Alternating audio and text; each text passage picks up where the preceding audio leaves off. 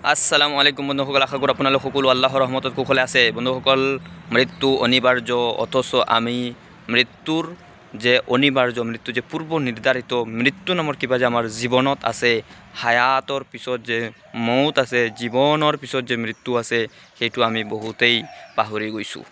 বন্ধুসকল, যোৱাকালি এটা ইনচিডেণ্ট ঘটিলে।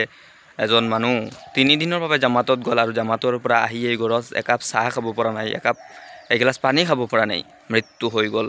অথচ বন্ধুসকল, আমাৰ সন্মুখতে এই মৃত্যু দেখি আমি ইব্ৰত হাচিল নকৰোঁ।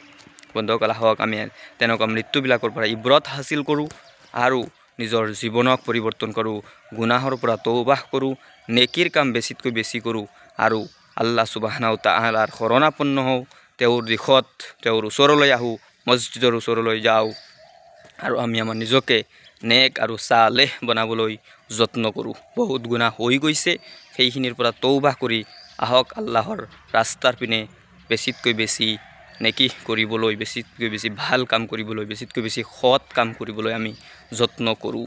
বন্ধুসকল, যদি গুনাহ বেছি হৈ গৈছে, আহক আমি ৰাতিৰ অন্ধকাৰত উঠোঁ, যেতিয়া গোটেই পৃথিৱী শুই আছে, তেতিয়া অধিকাংশ মানুহ টোপনিত, তেতিয়া আল্লাহ সুবহানাহু তাআলা আপোনাৰ কাৰণে জাগি আছে।